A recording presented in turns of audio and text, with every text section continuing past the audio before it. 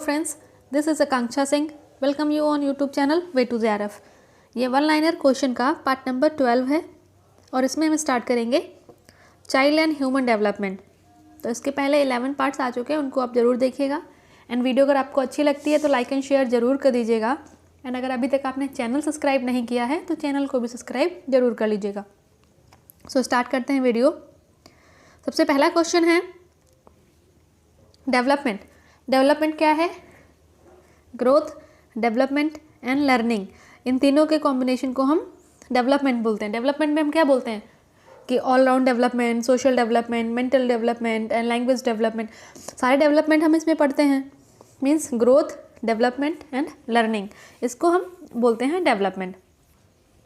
Next है development process that proceeds from head to toe. Development laws, इनकी हम यहाँ पे बात कर रहे हैं डेवलपमेंट लॉ की, जो कि दो लॉ होते हैं।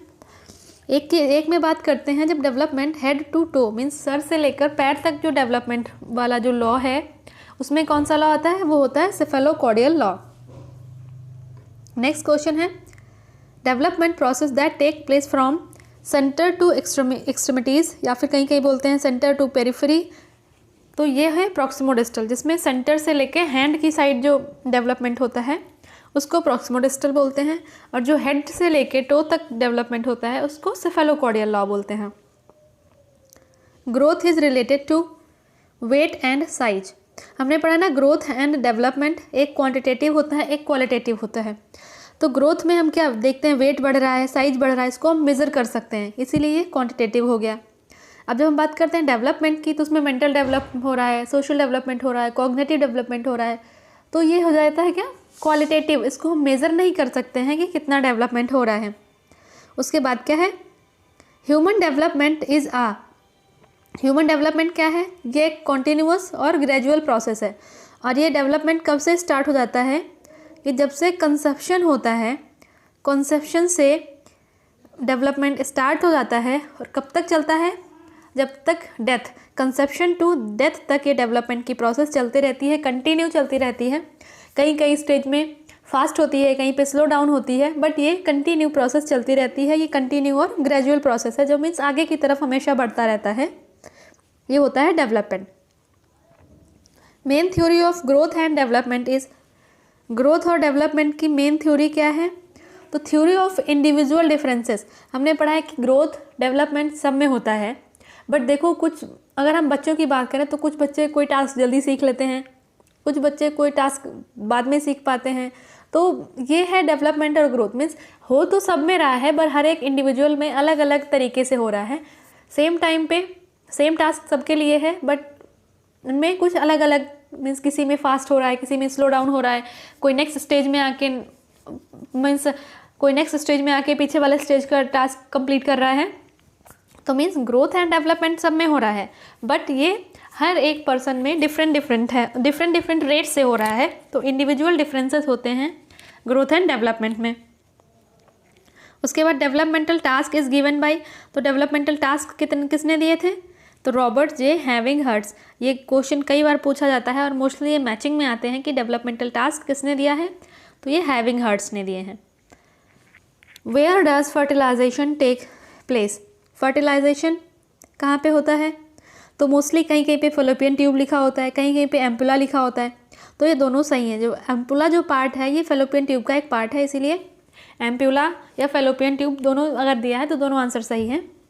तो फर्टिलाइजेशन होता है ampulla of fallopian tube. Next question है period from conception to 2 week. जो कंसेप्शन से लेके 2 हफ्ते तक का जो टाइम होता है उसको क्या बोलते हैं? पीरियड ऑफ जाइगोट या फिर ओवम। कहीं कहीं पे जाइगोट लिखा रहता है, कहीं कहीं पे ओवम, तो दोनों सही है। कंसेप्शन से 2 वीक मीन्स 0 से 2 वीक। फिर है period from 2 week to 8 week, फिर 2 से 8 वीक क्या है? ये पीरियड ऑफ एम्ब्रियो। और अगर हम इसके आगे की बात करें, यहाँ तक 8 तक हो गया, 8 के बाद क्या आएगा? 9 से लेके टिल बर्थ तक के पीरियड को क्या बोलते हैं? Period of foetus. कई बार ये भी पूछते हैं कि जो प्रेगनेंसी के टाइम जो ये ओवम, एम्ब्रियो, फीटस ये जो पीरियड है इनमें सबसे लॉन्गेस्ट पीरियड कौन सा है? तो फीटस जो है, पीरियड ऑफ फीटस, ये सबसे लॉन्गेस्ट फेज है, सबसे लॉन्गेस्ट पीरियड है प्रेगनेंसी का। नेक्स्ट क्वेश्चन है, duration of pregnancy is known as, जो प्रेगनेंसी की ड्यूरेशन है उसको क्या बोलते हैं? उसको बोलते हैं gestation.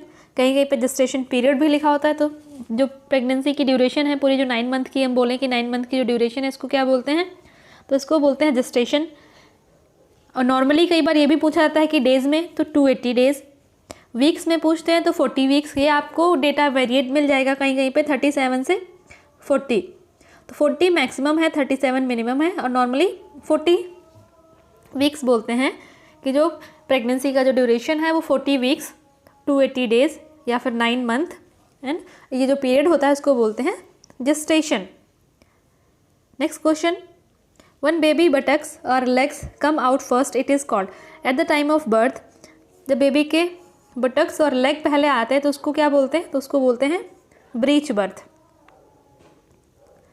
Ideal position of baby in womb during pregnancy, और प्रेगनेंसी के टाइम जो आइडियल पोजीशन क्या होती है बर्थ का? तो वो होती है सिफेलिक या head down position. Means pregnancy के टाइम जो आइडियल पोजीशन होती है वो होती है कि बेबी की बर्थ के टाइम पहले हेड बाहर आएगा, उसके बाद बाकी बॉडी बाहर आएगी। तो ये है नॉर्मल आइडियल पोजीशन। नेक्स्ट है dizygotic twins. Dizygotic twins are generally non identical. Like जो कोई ट्विंस हैं अगर दो, तो एक गर्ल है और दूसरा बॉय है, तो इसको बोलते हैं नॉन आइडेंटिकल एंड डाइजाइगोटिक। जो नॉन आइडेंटिकल, डाइजाइगोटिक, और जो मोनोजाइगोटिक होते हैं उनमें दोनों बॉय होंगे या फिर दोनों गर्ल होंगे, इनको बोलते हैं मोनोजाइगोटिक। अब हम जब डाई की बात करते हैं तब गर्ल एंड बॉय अलग अलग होते हैं, ये नॉन आइडेंटिकल होते हैं, मीन्स आइडेंटिकल नहीं है, सिमिलर नहीं है। नेक्स्ट क्वेश्चन आता है, the birth which occurs before 37 week of pregnancy. हमने अभी डिस्कस किया कि 37 से लेके 40 तक का टाइम पीरियड हम बोलते हैं, बट 40 मैक्सिमम है और 40 को कंसीडर करते हैं कि प्रेगनेंसी का टाइम कितना होना चाहिए, 40 वीक। बट अगर 37 से पहले बर्थ हो रही है तो उसको क्या बोलते हैं? Pre mature birth. यहाँ पे बात की है बर्थ की, तो ये हो जाएगी प्री मैच्योर बर्थ। अब यहाँ पे ये बोला होता है कि कोई इन्फेंट है जिसकी बर्थ हो गई है 37 वीक पहले, तो उसको क्या बोलेंगे? तो उसको बोलेंगे प्री टर्म बेबी। को यहाँ पे बात कर रहे हैं कि अगर 37 वीक से पहले बर्थ होती है तो उस बर्थ को क्या कहते हैं? तो उसको कहते हैं प्री मैच्योर बर्थ। उसके बाद अगर दूसरा टर्म आता है प्री टर्म बेबी। अगर यहाँ पे यही दिया होता है कि कोई इन्फेंट है, यहाँ पे बर्थ की जगह पे दिया होता है कि कोई इन्फेंट जिसका बर्थ हो गया है 37 वीक के पहले, तो उसको क्या बोलेंगे? उसको बोलेंगे preterm baby. Next question, during prenatal period foetus is surrounded by a fluid is called, उसको बोलते हैं एमनियोटिक फ्लूइड। नेक्स्ट क्वेश्चन आता है, the set of genes that an offspring is inherited from both the parent is called. Means कोई offspring means new baby है, जो baby है उसको हमने पढ़ा है ना कि मदर और फादर दोनों की तरफ से उसको जीन्स मिलते हैं, और जो मदर और फादर दोनों से जो जीन्स मिलते हैं उसको क्या बोलते हैं? उसको हम बोलते हैं जीनोटाइप। हमने पढ़ा है ना जीनोटाइप, एपिजेनेसिस। एपिजेनेसिस मीन्स एनवायरनमेंट, और जीनोटाइप मीन्स जो हेरिडिटी, जो पेरेंट्स से जो जीन मिल रहे हैं उसको हम बोलते हैं जीनोटाइपिक, और जो एनवायरनमेंट का इन्फ्लुएंस होता है उसको हम बोलते हैं एपिजेनेसिस। तो ये टर्म कई बार एग्जाम में पूछे गए हैं कि जीनोटाइप क्या है, एपिजेनेसिस क्या है। तो जो एनवायरनमेंट की जो कंडीशंस होती हैं उनका जो इन्फ्लुएंस होता है उसको हम एपिजेनेसिस बोलते हैं। और जहाँ पे हम जीन्स की बात करते हैं कि पेरेंट्स के जो जीन्स ऑफ स्प्रिंग में आ रहे हैं, मीन्स मदर और फादर दोनों के, तो उसको हम बोलते हैं genotype. Next question, 22 pairs of chromosome are the same in male and female, they are known as autosomes. Normal chromosome pair कितने होते हैं? 23। इसमें 22 सेम होते हैं, और जो 23 वाला है अगर हम फीमेल की बात करेंगे तो उसमें XX होगा, और अब मेल की बात करेंगे तो उसमें X और Y होगा। तो ये दोनों डिफरेंस हो जाते हैं, तो इसलिए इसको सेक्स क्रोमोसोम बोलते हैं। बाकी ये 22 पेयर हैं जो सिमिलर होते हैं उनको हम ऑटोसोम्स बोलते हैं। ऑटोसोम मीन्स एक जैसे। अगर हम बात करें कि जेंडर कहाँ से डिसाइड होता है, बेबी है अगर, तो वो जो 23 वाला जो मेल हार्मोन्स होते हैं यहाँ से डिसाइड होता है। नेक्स्ट क्वेश्चन है, assessment of newborn is done by doctor और nurses is using which scale. कोई न्यू बॉर्न बेबी है, उसका असेसमेंट करना है कि वो उसकी हेल्थ ठीक है या नहीं है, तो उसके लिए एक स्केल यूज़ होती है। उसको क्या बोलते हैं? उसको बोलते हैं अपगर स्केल, APGAR। तो एक डॉक्टर थे, डॉक्टर अपगर वर्जीनिया, तो उन्होंने अपने ही नाम पे ये स्केल दे दी थी, अपगर स्केल। तो इस अपगर स्केल का फुल फॉर्म क्या है? A से है अपीयरेंस, P से है पल्सेस, G से है ग्रीमेंस, A से है एक्टिविटी एंड R से है रिस्पायरेशन। तो इसका फुल फॉर्म भी अगर कहीं पूछ लेते हैं तो इसका फुल फॉर्म ये है। और ये हर एक, जैसे अपीयरेंस है, पल्स है, हर एक टर्म के लिए 2-2 मार्क्स हैं। टोटल कितने हो जाते हैं? 10 मार्क्स।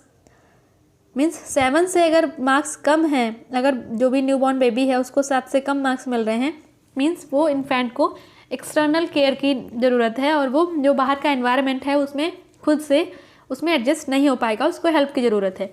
और 7 से ऊपर है स्कोर, 10 तक है तो ठीक है, मीन्स चाइल्ड धीरे धीरे उसके जो बाहर का एनवायरनमेंट है, आउटर एनवायरनमेंट है, उससे एडजस्ट कर लेगा। बट 7 से जब स्कोर कम होता है तो जितना कम होता जाएगा कंडीशन उतनी ही ज़्यादा ख़राब होती जाएगी, क्रिटिकल होती जाएगी, उसको मीन्स आउटर सपोर्ट की ज़्यादा ज़रूरत पड़ेगी। नेक्स्ट क्वेश्चन आता है, what does lower Apgar score indicate. ये देखो यहाँ पे बात भी होगी कि लोअर अपगर स्कोर क्या इंडिकेट करता है कि baby needs more help to adjust outside warm of the mother. Means mother के वॉर्म से बाहर उसको एडजस्ट करने के लिए उसको बाहर से हेल्प की ज़रूरत होगी, उसको नीड्स की ज़रूरत होगी। Next question, the most common factor influencing human intelligence is. जो एक कॉमन फैक्टर है जो ह्यूमन इंटेलिजेंस को अफेक्ट करता है, एक तो हमने पढ़ के रखा है हेरिडिटी, जो हमारे पेरेंट्स से हमको मिल रहे हैं, एक तो हेरिडिटी हो गया। दूसरा क्या है? इन्वायरमेंट, मीन्स हमारे आसपास का एनवायरनमेंट कैसा है, उसका इन्फ्लुएंस क्या पड़ रहा है बच्चे पे। तो ये भी जो चाइल्ड है उसकी इंटेलिजेंस को अफेक्ट करता है। इसको भी एक मोस्ट इन्फ्लुएंसिंग फैक्टर माना गया है कि एक तो हेरिडिटी, दूसरा environment. Next, a new born जो बेबी है वो ब्रीथ करता है पर मिनट इज़। देखो यहाँ पे 2 टर्म हैं, ये क्या है? ब्रीथ, दूसरा होता है पल्स रेट। तो आपको कंफ्यूज नहीं होना है। अगर हम बात करते हैं ब्रेथ, जैसे हम बात करते हैं ना कि हम सांस कितनी लेते हैं, अगर हम नॉर्मल एडल्ट की बात करें तो नॉर्मल एडल्ट सांस कितनी लेते हैं 1 मिनट में? तो 16 से 18 बार। और हार्ट, अगर हम वही बोलते हैं पल्स रेट क्या है, तो हमने पढ़ा है 72 टाइम्स। तो ये डिफरेंस है। सेम यही डिफरेंस होता है न्यूबॉर्न में भी। वो ब्रीथ कितने बार करते हैं 1 मिनट में? 30 से 40 बार।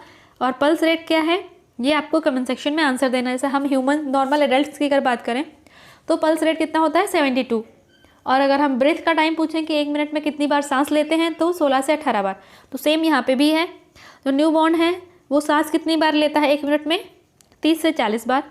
और उसकी अगर हम पल्स रेट की बात करें तो न्यूबॉर्न बेबी की पल्स रेट क्या होती है, ये आपको कमेंट सेक्शन में बताना है इसका आंसर। एंड वीडियो अगर आपको अच्छी लगी हो तो लाइक एंड शेयर ज़रूर कर दीजिएगा। एंड अगर अभी तक आपने चैनल सब्सक्राइब नहीं किया है तो चैनल को भी सब्सक्राइब ज़रूर कर लीजिएगा। हम मिलते हैं नेक्स्ट वीडियो में, तब तक के लिए wish you all the very best, good luck, bye bye.